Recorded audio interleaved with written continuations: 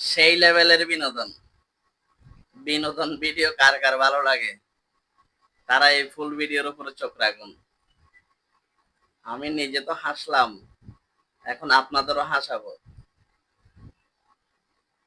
সেই বিনোদন, সেই বিনোদন গুলো দেখতে ভিডিওর উপরে চোখ রাখুন।